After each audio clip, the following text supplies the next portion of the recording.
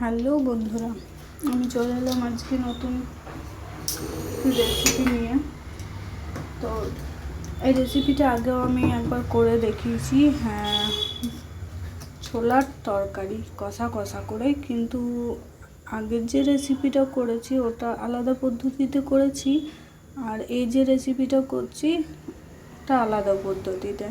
তো তোমরা দুটোর মধ্যে যেটা ইচ্ছা হবে সেটাই ট্রাই করে দেখতে পারো। তো চলো আজকে রেসিপিটা করা যাক। গরম তেল হতে দিয়ে দিয়েছি। এখানে আমি একটা তেজপাতা, দুটো লং, একটা এলাচ দিয়ে দিলাম। এরপরে এর মধ্যে আমি দিয়ে দিচ্ছি এখানে পেঁয়াজ, টমেটো, একটু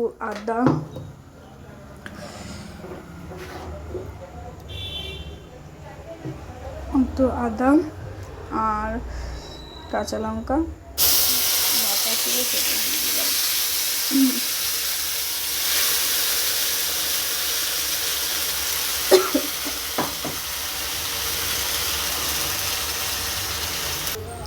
দেখতে পাচ্ছ, এটা আমি একটু ভালো করে নেড়ে নিচ্ছি। রেসিপির নাম একই, কিন্তু আলাদা আলাদা পদ্ধতিতে ট্রাই। আজকে একটা নতুন পদ্ধতিতে করছি। ছোলার ডাল থেকে কষা কষা করে, ছোলা বলতে যেটা হয় না খয়েরি খয়েরি কালার, সেই ছোলাটা, আর আরেকটা হয় বুটের ডাল। তো দুটো একই জিনিস, যদিও একটু আলাদা।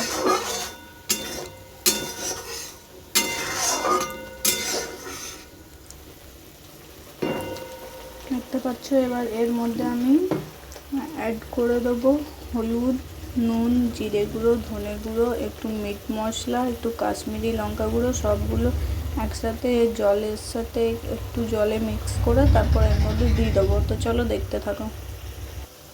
তো দেখো, এর মধ্যে আমি দিয়ে দিয়েছি হলুদ, জিরে গুঁড়ো, ধনে গুঁড়ো, কাশ্মীরি লঙ্কা গুঁড়ো। তিখা লালটা আমি দিইনি, তোমরা ঝালের জন্য তিখা লালটাও দিয়ে দিতে পারো।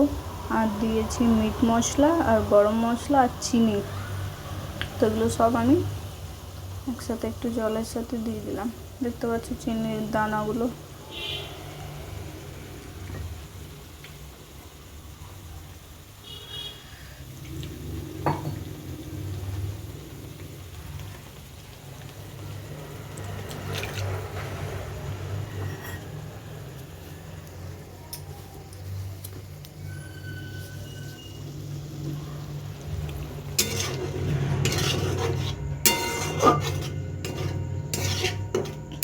থেকে 5 মিনিটের মতো নাড়াচাড়া করে আমি তাও 6-7 ঘন্টার মতো ভিজিয়ে রেখেছিলাম ছোলাগুলো। তারপর আমি সিদ্ধ করে নিয়েছি ছোলা আর আলু, সেগুলো আমি এর সাথে অ্যাড করে দেবো।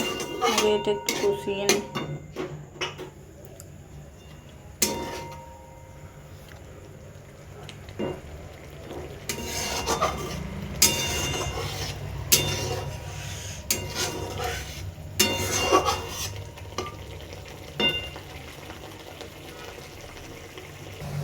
তো এইদিকে দেখতে পাচ্ছ আমার ছোলাটা আর আলুটা সেদ্ধ হয়ে গেছে। আমি এবার এইগুলো দিয়ে দেবো তরকারিটার সাথে, মানে মশলাটার সাথে।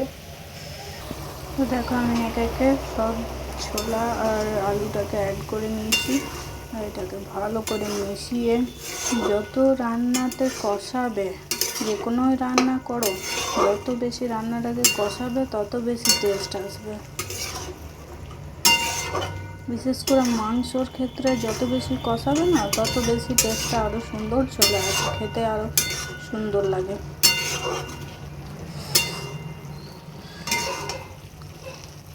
কি হয়েছে? তো দেখতে দেখতে আমার রেসিপি পুরোপুরি রেডি হয়ে গেছে। তো ভিডিওটি কেমন লাগলো সবাই আমাকে অবশ্যই কমেন্ট করে জানাবে। সবাই ভালো থেকো, সুস্থ থাকো। Thank you for watching.